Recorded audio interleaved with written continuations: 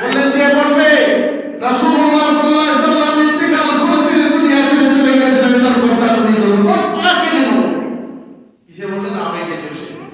রাসূল সাল্লাল্লাহু আলাইহি ওয়াসাল্লাম ইন্তেকাল করতে পারেন না, অসম্ভব। বিশাল কঠিন, রাসূল মারা গেলেন, চলে গেলেন। আর আবু বকরের জামাই, আসলে জামাই না, সমস্ত এইখানে দুনিয়ার বাদশাহ, তিনি বাদশাহ চলে গেলেন, নিশ্চয়ই আবেগ হবে। কিন্তু শোনো, আর রাসূল এসেছিলেন, রাসূল চলে গেছেন। ওয়ামান কানা ইয়াবুদুল্লাহ, আর যে আল্লাহকে চাও, আল্লাহর ইবাদত করো, শোনো আল্লাহ তাআলা হাইয়ুল লা ইয়ামুত, তিনি হচ্ছেন চিরঞ্জীব, তার মৃত্যু নেই।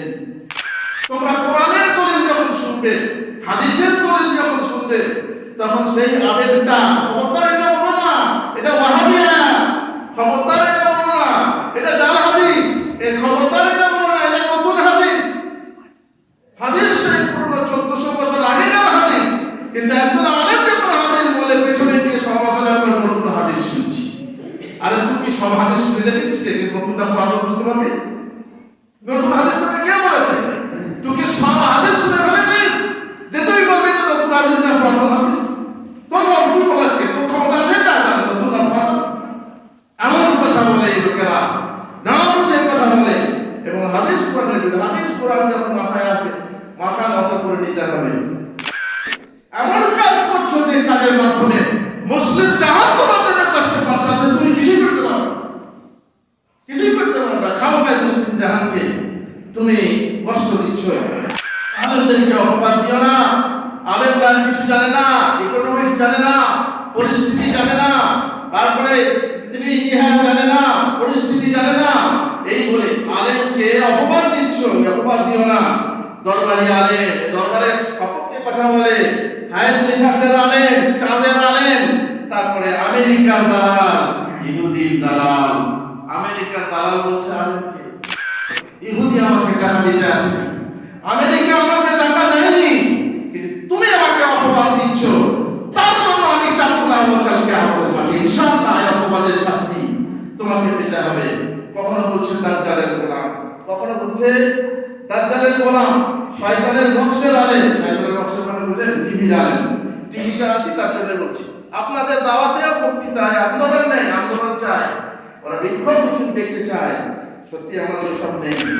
সমালোচনা করতে জানো, নিজের কাজ করতে জানো না। আর যদি কেউ কোনো কাজ করছে, কেউ যদি চাঁদে যেতে নাই পারে, তো সে কি বিবি তালাকের ফতোয়া খুলবে না, নাকি হারাবে, সংসার করে যাবে। তাই জন্য ফতোয়া বুঝতেই হবে, হায়াত নিফাসের ফতোয়া জানতে হবে। তার চাঁদে যাও, চাহে যেখানে যাও, মঙ্গল গ্রহে গিয়ে বাস করলেও সেখানে হায়াত নিফাসের ফতোয়া আছে। তুমি নিজেকে কি মনে করো? বড় হয়েছে বলে মাটিটা পা ফেলছে না, এখন চাঁদের নজর গেছে। আর এরা যারা কাজ করছে তারা এদেরকে কিছুই মনে করছো না। খবরদার, তুচ্ছ মনে করো না কাউকে। গগনে ভ্রমণে যাবতীয় প্রশংসা আল্লাহর জন্য। রাসূলুল্লাহ সাল্লাল্লাহু আলাইহি ওয়াসাল্লামের উপর শত সহস্র দরুদ ও সালাম বর্ষিত হোক। গত জুমায় ফিতনা নিয়ে আলোচনা করছিলাম। মানুষের জীবনে নানা রকমের ফিতনা আছে, নানা রকমের পরীক্ষা আছে, নানা রকমের শাস্তি আছে। এই ফিতনা কেমন এবং এই ফিতনা থেকে বাঁচার উপায় নিয়ে কিছু কথা বলেছিলাম। আজও সেই ফিতনা নিয়ে কথা। বিভিন্ন ফিতনার মধ্যে একটা ফিতনা হলো খ্যাতি ও যশের ফিতনা, প্রসিদ্ধির ফিতনা। মানুষ মশহুর হয়ে গেলে, প্রসিদ্ধ হয়ে গেলে, তার খ্যাতি, সম্মান, মর্যাদা মানুষের কাছে প্রচারিত হয়ে গেলে তার একটা ফিতনা আছে। যখনই মানুষের প্রশংসা, মানুষের সুনাম চারিদিকে ছড়িয়ে পড়ে, সেটা একটা ফিতনা। আর সেই ফিতনা একটা প্রভাব আছে মানুষের জীবনে। মানুষের গতি, মানুষের পথ, খ্যাতি ও যশ, এ হলো এমন জিনিস যার মধ্যে ফিতনায় পড়তে পারে মানুষ। তাতে সে অহমিকা ও আত্মগর্বে পতিত হতে পারে, অপরকে তুচ্ছ জ্ঞান করতে পারে, নিজে বড় হয়েছে তাই অপরকে ছোট ভাবছে, মতভেদে অন্ধ পক্ষপাতিত্ব করতে পারে, সে এখন বিচারক, সে এখন বিচারকের গদিতে বসেছে। সুতরাং সে হককে না হক, না হককে হক করতে পারে, নয়কে ছয়, ছয়কে নয় করতে পারে। শক্তি এমন একটা জিনিস, যে কোনো শক্তি, কাছে যদি অস্ত্র থাকে তার চেহারা পাল্টে যায়, তার হাব ভঙ্গিমা বদলে যায়। তেমনি যদি যে কোনো শক্তি, রাজনৈতিক শক্তি থাকে, তখন তার রূপ বদলে যায়। যে কোনো ভাবে যশ ও ক্ষতি বা কোনো খ্যাতি, যশ ও খ্যাতির যদি কোনো একটা প্রভাব তৈরি হয়, তো প্রভাবশালী তার রূপ পাল্টে যায়, আর তাতে অপরকে তুচ্ছ জ্ঞান করতে পারে, পদের জন্য জামাত বদল করতে পারে, নতুন জামাত গড়তে পারে। যখন খ্যাতি হতে হতে যখন দেখলো তাকে নেতা বানানো হচ্ছে না, তখন তার সেই খ্যাতি বহাল রাখার জন্য দল ত্যাগ করে অন্য দলে নেতা হয়ে যায় এবং দল বদলে দেয়, জামাত বদলে দেয়।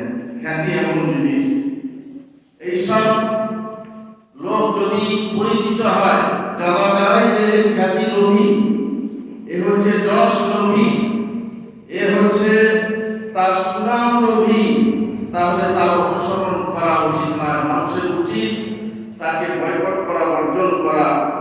যেহেতু আল্লাহ তাআলা বলেছেন, যে আয়াত আমি প্রথমেই পাঠ করেছি, ওয়াসবির নাফসাকা মা'আল্লাযীনা ইয়াদউনা রাব্বাহুম বিল-গাদাতি ওয়াল-আশি, তুমি নিজেকে তাদেরই সংসর্গে রাখো যারা সকাল ও সন্ধ্যায় তাদের প্রতিপালককে তার মুখমণ্ডল বা দর্শন বা সন্তুষ্টি লাভের উদ্দেশ্যে আহ্বান করে, এবং তুমি পার্থিব জীবনের শোভা কামনা করে তাদের দিক হতে তোমার দৃষ্টি ফিরিয়ে দিও না। পার্থিব জীবনের শোভা সৌন্দর্য তুমি খুঁজবে, তার জন্য নয়। তুমি এমন ব্যক্তির অনুসরণ করো না যে ব্যক্তি পার্থিব জীবন চায়, নিজের স্বার্থ রক্ষার যা কাজ সে কাজ চায়, নিজের দুনিয়া খুশিয়ে নিতে চায়, আখের খুশিয়ে নিতে চায়, এমন ব্যক্তির অনুসরণ করো না। বরং যারা আল্লাহ সন্তুষ্টি লাভের উদ্দেশ্যে থাকে, তাদের কাছ থেকে নিজের দৃষ্টি ফিরিয়ে দিও না। তুমি তার আনুগত্য করো না যার হৃদয়কে আমি আমার স্মরণে অমনোযোগী করে দিয়েছি।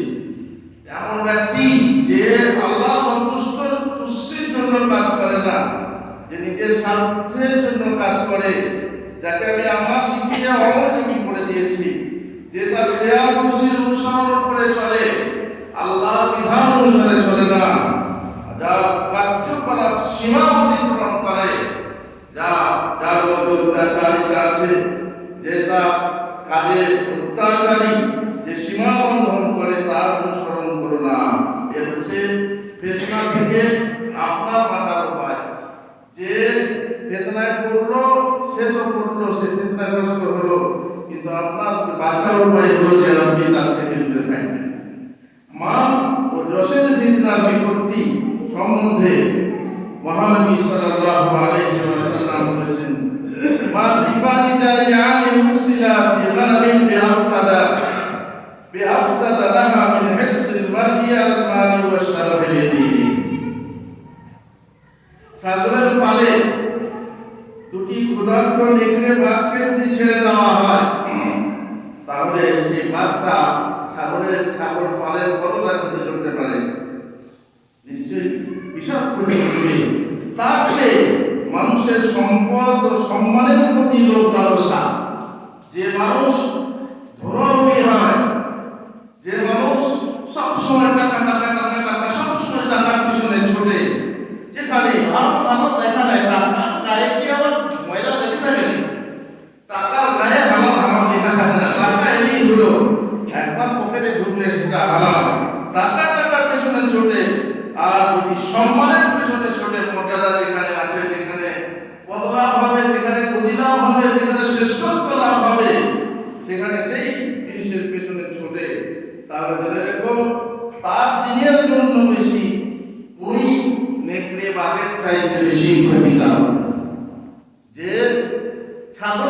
বলে।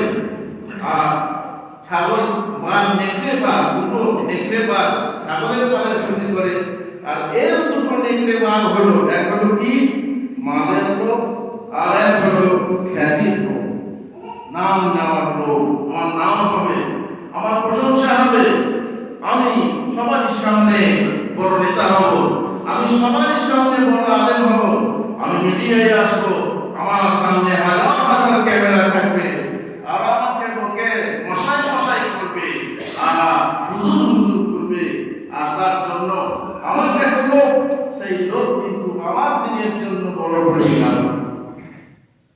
তবে দুঃখের বিষয় এটাও হতে পারে, অনেক মানুষ ভুল ধারণা করে মনে করে তার একটা অহংকার আছে।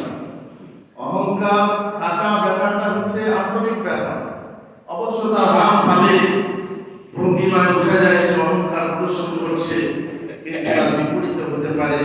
এই জন্য স্বীকার করতে হলে দেখে শুনে স্বীকার করতে হবে এবং ঝোঁক বুঝে কোপ মারতে হবে, নচেত নিজেই ক্ষতিগ্রস্ত হতে হবে। আর একটা ফিতনা বর্তমানে এক ফিতনা চলছে, তার ফিরি ফিতনা, কাফের বলার স্বভাব। কেউ যদি কোনো খারাপ কাজ করলো, অবশ্য সব কাজ একরকম নয়, কোনো কাজ হচ্ছে কাফেরের কাজ, কোনো কাজ হচ্ছে মুশরিকের কাজ, ঠিক আছে, কিন্তু তারপরে তাকে ডাইরেক্ট কাফের বলতে হবে।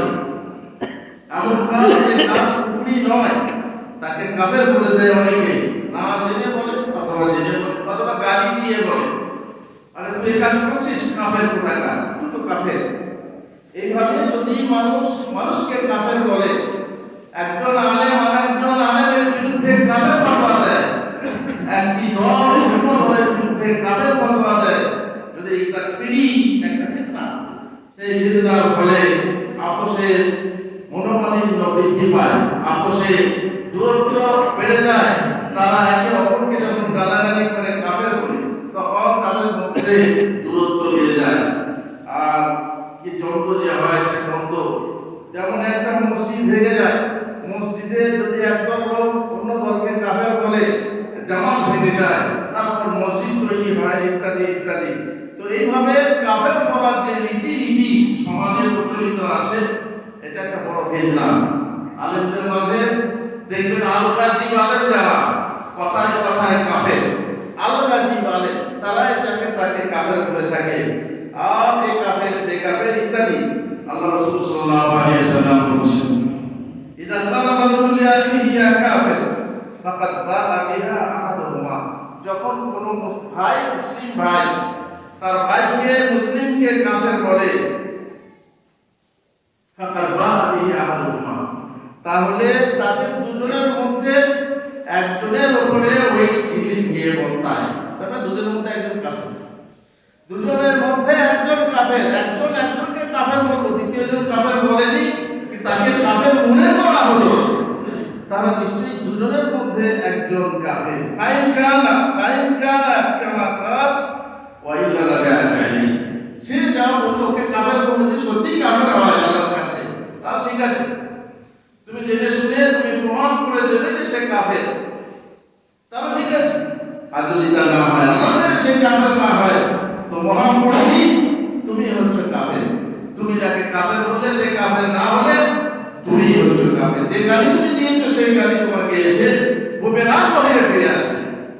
সুতরাং তুমি হচ্ছে কাফের, তুমি অপরকে মুসলিমকে কাফের বলছো, সে কাফের নয়, অতএব তুমি কাফের। মান দাআ রাজুলান বিল কুফর, যে ব্যক্তি কোন ব্যক্তিকে কাফের বলে রাখে, মুসলিমকে কাফের বলে রাখে, আর আদুল্লাহ কিংবা আল্লাহ দুশমন বলে, অথচ সে তা নয়, লাইসা কাযালিক ইল্লা হারা আলাইহি, তাহলে সেই গালি সেই লকব তার ঘাড়ে ফিরে আসে, তার ঘরে ফিরে আসে, এবং সে আল্লাহর দুশমন হয়ে যায় এবং কাফের হয়ে যায়।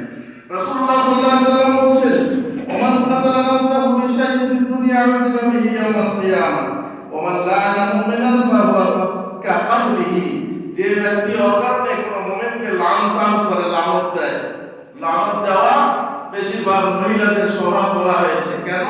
কথায় কথায় নিজের ছেলেকে পর্যন্ত লানত দেয়, কথায় কথায় মুরগি হাঁস মুরগিকে পর্যন্ত লানত দেয়। ধান খাচ্ছে তো ঝিমিনি হয় না, ঝিমিনি হোক, তারপরে ছেলেদেরকে উড়াউড়ে যা, খালে যা, ডালে যা, নানা রকম করে তাদের স্বভাবই হচ্ছে মুখের গালি দেওয়া, লানত করা।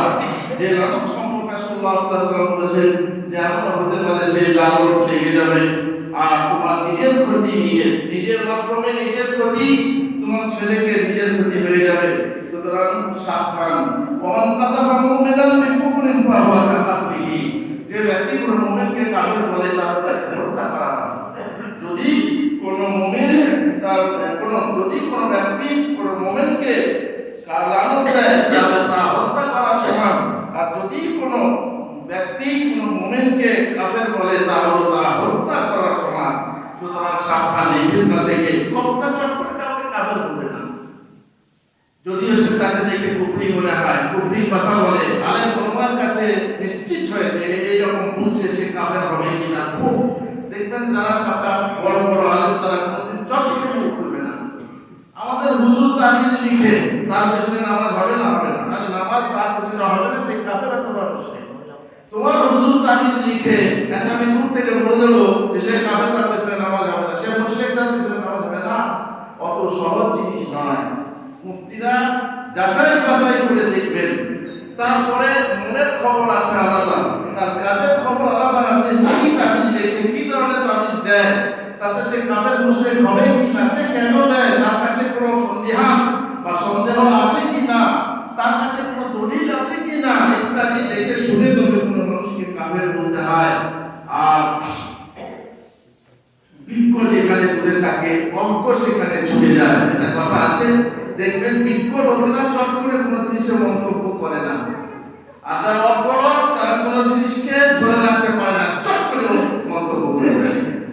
আর মন্তব্য করে বসার পরে পস্তায়, ধারণা করে এমন একটা মন্তব্য করে দিল যেটা সত্য নয়, পরে পস্তাতে হয়। সুতরাং কাফের বলা থেকে দূরে থাকুন। আরে বাবা সবাই দূরে থাকুন এই কাফের বলা থেকে। চট করে কাফের বলে দিলে একজনকে, চট করে ইহুদি দালাল বলে দিলে একজনকে, ইহুদি দালাল, তার চট করে আমেরিকার দালাল বলে দিলে একজনকে। আরে তুমি এত তাড়াতাড়ি এই জাহেল কথা বলে। আরে লোক বলছে বক্তৃতায় তোমরা শুনে থাকবে ইউটিউবে, যেখানে একজন আলেমকে বা একজন আলেম একজন দলকে, একটা দলকে কাফের বলে দিচ্ছে, জোর বন্ধ করে ইহুদি দালাল বলে দিচ্ছে। আল্লাহু মুস্তাআন। আল্লাহ আমাদেরকে সাহায্য করুন, আল্লাহ আমাদেরকে দূরে রাখুন এমন ফিতনা থেকে। বারাকাল্লাহু ফি ওয়া লাকুম ফিল কোরআনিল আযীম ওয়া নাফা'নি ওয়া ইয়্যাকুম বিল আয়াতি ওয়া যিকরিল হাকীম। ইন্নাহু তাআলা জাওয়াদুন কারীমুন মালিকুন বারুর রাউফুর রাহিম।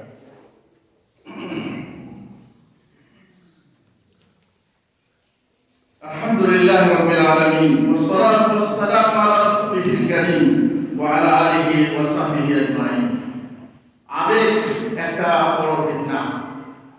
যুবক যাদের মধ্যে তারুণ্য, যাদের মধ্যে নতুন যৌবনের ফুল প্রস্ফুটিত হচ্ছে, তাদের মধ্যে আবেগ কথাটা দেখা যায়। অনেক আবেগী, দিনের ব্যাপারে এক্সাইটেড, এমন আবেগ তারা প্রকাশ করে যেন এখনই জান দিয়ে দিনের জন্য জান দেওয়ার জন্য প্রস্তুত।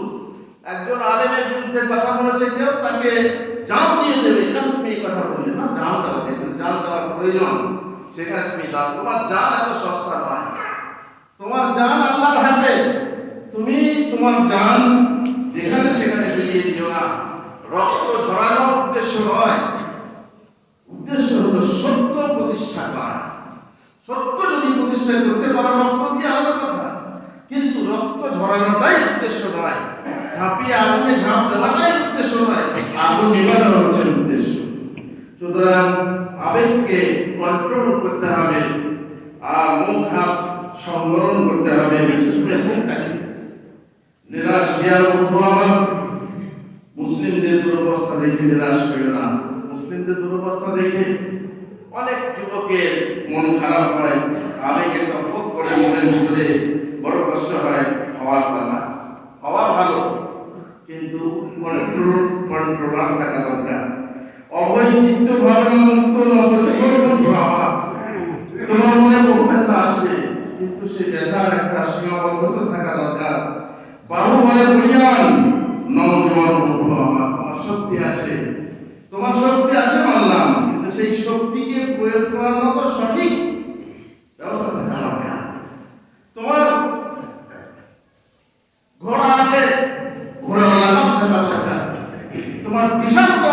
আছে, সেই গাড়ি দামি গাড়িতে ব্রেক থাকা দরকার। 500 কিলোমিটার দূরে ছোটে, 500 কিলোমিটার গতিতে ছোটে, স্পিড কত 500 কিলোমিটার যায় ঘন্টায়, ভালো, কিন্তু ব্রেকটাকে ঠিক রেখো। যদি ব্রেকটাকে ঠিক না রাখো তো বেশি দূর না, তোমার 500 কিলোমিটার যেতে হবে না, তার আগে তুমি উপরে চলে যাবে। তুমি গন্তব্যে পৌঁছানোর আগে তুমি তোমার শেষ গন্তব্যে পৌঁছে যাবে। সুতরাং আবেগ থাকা ভালো, গাড়ি থাকা ভালো, ভালো গাড়ি, কিন্তু আবেগ এত হওয়া ভালো না যে তুমি গাড়িটা চালাতে গিয়ে শেষ পর্যন্ত তার ব্রেকই নেই। যে আবেগে এরকমই ব্রেক থাকা দরকার, নিয়ন্ত্রণ থাকা দরকার, আয়ত্তের মধ্যে থাকা দরকার। সবকিছু আগুন পানি সবকিছু আয়ত্তের মধ্যে রাখতে হবে। আর ঘোরার জন্য লাগাম থাকা দরকার। আর অনেকে আবেগে অনেক কিছু করে বসে এবং তার আবেগকে অবৈধ বা অপ্রয়োজন বা অসংগত জায়গায় প্রয়োগ করে। একটা উদাহরণ বহু শুনেছি, আমাদের হাসপাতালের কথা শুনেছি। একটা লোকের জ্বর হয়েছে, জ্বরের ওষুধ কাজ করছে না, একসঙ্গে 3-4টা ডাক্তার বলেছে একটা 8 ঘন্টা পরে পরে খাওয়াই, এতে যে কাজ হচ্ছে না, তো একসঙ্গে খাই 3-3টে, তাহলে জ্বরটা তাড়াতাড়ি ভালো হয়ে যাবে।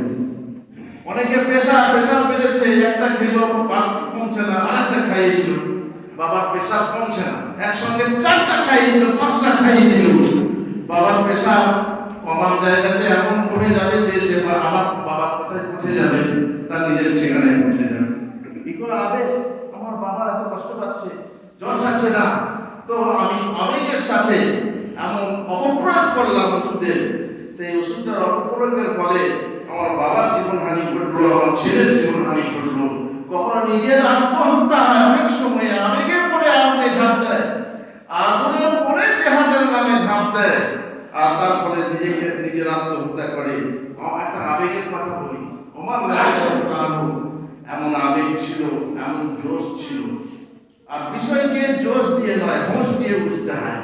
কোন একটা বিষয় ঘটলো, বিশাল কিছু ঘটলো, মুসলিম জাহানের একটা বিষয় ঘটলো, এখন যেমন ফিলিস্তিন নিয়ে চলছে, দ্বন্দ্ব চলছে, বাংলারা ফেসবুকে থাকে, তারা জানে কিবোর্ড তর্ক চলছে। এই যে বিষয়টাকে নিয়ে মানুষ আবেগে মত্ত আছে, একদল এটা বলছে, একদল সেটা বলছে। আবেগের ফলে, আবেগের সময় হোশ দিয়ে ভাবতে হয়, জোশ দিয়ে নয়। একটা উদাহরণ, হযরত ওমর রাদিয়াল্লাহু আনহু কত শক্তিশালী এবং প্রচন্ড আবেগ মনের ভিতরে, তার মধ্যে জোশ খুব। রাসূলুল্লাহ সাল্লাল্লাহু আলাইহি ওয়াসাল্লাম যখন ইন্তেকাল করলেন, তখন সেই সময়ে তিনি মানতে পারেননি যে আল্লাহ রাসূল ইন্তেকাল করতে পারেন। বললেন যে বলবে রাসূলুল্লাহ সাল্লাল্লাহু আলাইহি ওয়াসাল্লাম ইন্তেকাল করেছিলেন, দুনিয়া ছেড়ে চলে গেছেন, আমি তার কথা নিয়ে দেব, তোর পা কেটে নেব। কিসে বললেন? আবেগে জোশে।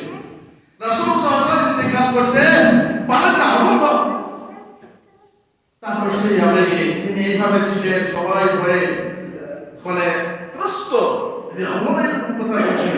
আবু বকর সিদ্দিক রাদিয়াল্লাহু তাআলা বলেন, তিনি পরিস্থিতি বুঝে কোরআনের আয়াত পাঠ করলেন। আবু বকর সিদ্দিক রাদিয়াল্লাহু আনহু মানুষকে সকলের সাথে কথা বললেন, তারপরে ওমরকে বসতে বললেন, আর রাসূল তারপরে তিনি তাশাহুদ করলেন, খুতবা যেমন করতে হয়। আবু বকর বললেন যে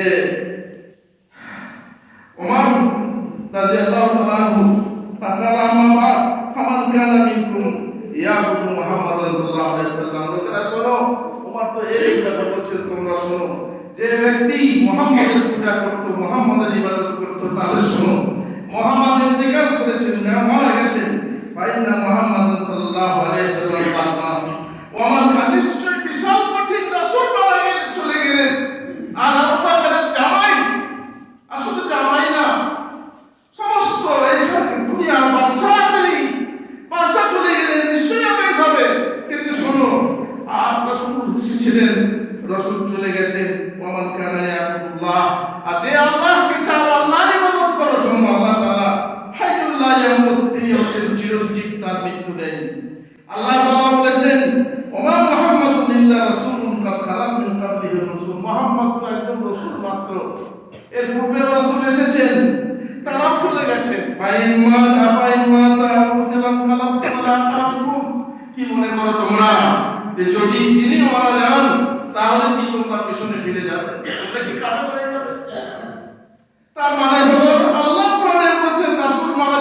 পারেন, রাসূল মারা যেতে পারেন।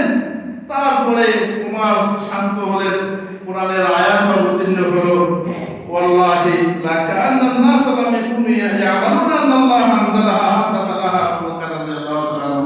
লোকেরা দেখলো, বুঝলো যে এই আয়াত কোরআনে আছে, এটা এখনই আমাদের দেওয়া হলো। আমরা কোরআনের আয়াত পড়ি বুঝি না, এখন বুঝলাম যে রাসূলুল্লাহ সাল্লাল্লাহু আলাইহি ওয়াসাল্লাম ইন্তেকাল করতে পারেন, তিনি ইন্তেকাল করেছেন, আল্লাহ তাকে তুলে নিয়েছেন। একেবারে সাপের মাথায় জড়ি রাখার মতো। যখন সাপ যেমন নিজের ফনা নিচে নামিয়ে দেয়, ঠিক সেই রকম সবাই নিজের ফনা নামিয়ে নিল। হযরত উমর প্রতিষ্ঠিত হলেন, হযরত উমরের আবেগ দূর হয়ে গেল। কিসের কাছে? কোরআনের দলিলের কাছে।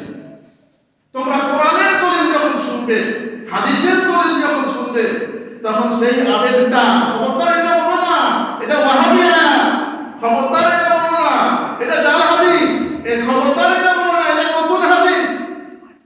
হাদিস সেই পুরো 1400 বছর আগেকার হাদিস, কিন্তু একজন আলেম যখন হাদিস বলে, পেছনে গিয়ে সমালোচনা করে নতুন হাদিস শুনছি। আরে তুই কি সব হাদিস শুনে দেখেছিস? নতুনটা পড়া বুঝতে পারবি? নতুন হাদিস তোকে কে বলেছে? তুই কি সব হাদিস শুনে ফেলেছিস যে তুই বলবি না নতুন হাদিস না পুরাতন হাদিস? তোর তুই বলাচ্ছে তোর ক্ষমতা আছে না নতুন না পুরাতন? এমন কথা বলে এই লোকেরা, না বুঝে কথা বলে। এবং হাদিস কোরআনের বিরুদ্ধে। হাদিস কোরআন যখন মাথায় আসবে, মাথা নত করে নিতে হবে, মাথা নত করে খারে, মাথা নত করে বেঁধে নিলাম। তারপর তুমি যাচাই করো যে হাদিসটা হাদিস কি না, মনে সাহেব বলছে এটা ঠিক কি না, তুমি যাচাই করো, তোমার অধিকার আছে। অবিশ্বাস হতেই পারে, তারপরে নতুন হাদিস বলে দেব। তার মানে এর ভিতরে কি আছে? এমন আবেগ আছে। কোরআনের কথায় কথায় জিহাদের আয়াত। এই আলেমরা জিহাদের কথা বলে না। জিহাদের সময় আসুক, তারপরে দেখবি। জিহাদের সময় এলে তারপরে দেখবি। বলে জিহাদের 800 আয়াত আছে, রিলেট করে দাও কোরআন থেকে। জিহাদের কথা বলে না কেন? কারণ অনেক আহকাম আছে যে আহকামের সময় এখন নয়, তারও কোরআনের আয়াত আছে, সেগুলোকে রিলেট করতে হবে নাকি? নাচ দাসের কথা এখন নেই, কিন্তু নাচ দাসের কথা বলছি, তার কথা এখন নেই, সেগুলোকে রিলেট করে নিতে হবে নাকি? তাহলে তুমি এমন লম্বা কথা কেন বলো? আমি জানি আবেগের বশে বলছো, আবেগের বশে বলছো। জলের ছিটা দিয়ে খবরদার লোকের মতো খাবে না। আর খবরদার এমন কথা বলো না, এমন কাজ করো না। যে বাপের সাথে এক লোক যাচ্ছিল, কেল্লার ঘটনা, বাপের সাথে যাচ্ছে, তো একজন গুন্ডা এসে ওর বাপকে মারতে লাগলো। তখন ছেলেরা বলছে, আরেকবার মারতে কি দিতে বলে, কি করবি? তো আইতে মারলাম।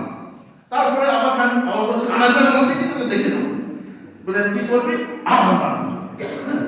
তখন বাপ বলে, বাবা তুই থাম বাবা, তুই আরেকবার মারতে কি বলবো না, আমাকে তো মেরেই ফেলবি। কিছুই করতে পারে না, করার কিছু নেই, শক্তি নেই গুন্ডার সাথে লড়া। অথচ আরেকবার মারতে কি বলে বাপকে মার খাওয়াচ্ছে। এমন কাজ করছো যে কাজের মাধ্যমে মুসলিম জাহান তোমাদের কষ্ট পাচ্ছে, তুমি কিছুই করতে পারো না, কিছুই করতে পারো না। খাওয়ায় মুসলিম জাহানকে তুমি কষ্ট দিচ্ছ। সরকারের কাজ খবরদার করতে যেও না তুমি। তোমার কাজ সরকারের কাজ করা না, আইনকে হাতে তুলে নেওয়া নয়। দণ্ডবিধি তুমি কায়েম করতে পারো না, দণ্ডবিধি কায়েম করবে সরকার। যদি মুসলিম সরকার না থাকে, তোমার দায়িত্ব নয় যে তুমি দণ্ডবিধি কায়েম করবে। নবী জীবনে নিজের অবস্থান খেয়াল করে দেখো, তুমি নবীর জীবনে কোন স্থানে বাস করছো। মক্কায় যদি থাকো তুমি, তো রাসূলুল্লাহ সাল্লাল্লাহু আলাইহি ওয়াসাল্লাম মক্কায় খেয়াল করেছিলেন, তুমি এটাই করো। আর মদিনায় যদি তুমি থাকো, তাহলে রাসূলুল্লাহ সাল্লাল্লাহু আলাইহি ওয়াসাল্লাম মদিনায় যা কিছু করেছেন তুমি করতে পারো। তুমি বাস করছো এমন এক দেশে যেখানে মাথা তুলে বাস করার মতো ক্ষমতা নেই। তুমি মদিনায় বাস করছো, মদিনার মতো আচরণ করবে, এটা তো হয় না। এটা তো পোকা মানুষের বুদ্ধি। তুমি যেখানে বাস করছো ঠিক সেই রকম নবীর জীবন থেকে আলো নিয়ে তোমাকে বাস করতে হবে। বিশ্বের নেতৃত্ব কর্তৃত্বের ডোর যাদের হাতে, তাদেরকে বলি, সব মুসলিম কিন্তু সন্ত্রাসী নয়। সন্ত্রাসের জাত নেই, কোনো ধর্ম নেই। সন্ত্রাস একটি রোগ। এই চিকিৎসা করার সাথে কারণ নির্ণয় করুন। বঞ্চনা বঞ্চনা, বঞ্চিত মানুষের অধিকার ফিরিয়ে দিন, সন্ত্রাস বন্ধ হয়ে যাবে। লাঞ্ছিত মানুষকে সম্মান দিন, সন্ত্রাস বন্ধ হয়ে যাবে। আর এই যুবকরা সন্ত্রাস ছুটবে না এবং সন্ত্রাসী হবে না। আর যারা আছো আলেম বয় যুবক, তাদেরকে বলি তোমরা আলেম বড় বড় আলেমদের অনুসরণ করো। নিজের মন মানি আবেগ মানুষের মধ্যে নিজের মধ্যে পোষণ করে খবরদার কোনো কাজে উদ্বুদ্ধ হবে না। আলেমদেরকে অপবাদ দিও না। আলেমরা কিছু জানে না, ইকোনমিক্স জানে না, পরিস্থিতি জানে না, তারপরে তিনি ইতিহাস জানে না, পরিস্থিতি জানে না, এই বলে আলেমকে অপবাদ দিচ্ছ। অপবাদ দিও না। দরবারি আলেম দরবারের সপক্ষে কথা বলে, হায়াত নিফাসের আলেম, চাঁদের আলেম, তারপরে আমেরিকার দালাল, ইহুদির দালাল। আমেরিকার দালাল বলছে আলেমকে, কেন না এমন কথা বলছে যেটা ইহুদিদের সপক্ষে যাচ্ছে, তাই ইহুদিদের দালাল। আমি যদি বলি ভাইরা কারেন্ট চুরি করে ভাত রান্না করো না, হারাম খাওয়া। কারেন্ট চুরি করে পাখা হাওয়া খেও না, এসি চালাও না, এ হারাম খাওয়া হবে। আমি কি কারেন্ট অফিসে দালাল হয়ে গেলাম? আমি তোমার দালাল, কিন্তু তুমি বোঝো না তোমার দালালি করছি, যাতে করে বাবা তোমার ধৈর্য না হয়, তুমি চোর না হও, আমার কাছে ধরা না খাও, তোমার দালালি করছি। তুমি যাবে এমন এক জায়গাতে যেখানে লাফিয়ে পড়ছো জেহাদের নামে, বলছি বাবা এটা জেহাদ না, এটা জেহাদ করো না, আমি ইহুদি দালাল হয়ে গেলাম না আমেরিকার দালাল হয়ে গেলাম? তোমার দালালি করছি, কিন্তু তুমি বোঝো না তোমার দালালি করছি। বাবা জানটা খামকা দিও না, নিজে থেকে তুমি এভাবে ঝাঁপিয়ে পড়ে নিজের জানটা দিও না। যেখানে পারবে না সেখানে জান দিতে যেও না। আমি তোমার প্রতি স্নেহশীল, তোমার প্রতি দয়াময়, তোমার প্রতি দয়াময়, তাই আমি তোমাকে শিক্ষা দিচ্ছি। আমি দালালি করছি না কাউকে। ইহুদি আমাকে টাকা দিতে আসেনি, আমেরিকা আমাকে টাকা দেয়নি, কিন্তু তুমি আমাকে অপবাদ দিচ্ছ, তার জন্য আমি চাকুলাম কালকে আমাদের মাঠে। ইনশাআল্লাহ এই অপবাদের শাস্তি তোমাকে পেতে হবে। কখনো বলছে দাজ্জালের গোলাম, কখনো বলছে দাজ্জালের গোলাম, শয়তানের বংশের আলেম। শয়তানের বংশের মানে বুঝেন টিভির আলেম। টিভিতে আসি তার জন্য বলছি, আপনাদের দাওয়াতেও বক্তৃতায় আন্দোলন নেই, আন্দোলন চায়, ওরা বিক্ষোভ মিছিল দেখতে চায়। সত্যি আমাদের সব নেই, ফেরপুর বাপে জানে না, বাস্তব পরিস্থিতি জানে না, তারপরে এইসব কথা এক বক্তারা কেবল কুটি কাটতে জানে, এরা জুটতে জানে না। বিশ্ব যখন এগিয়ে চলেছে তখনও আমরা বসে আর বিবি তালাকের ফতোয়া করেছি, ফিকহ হাদিস চষে।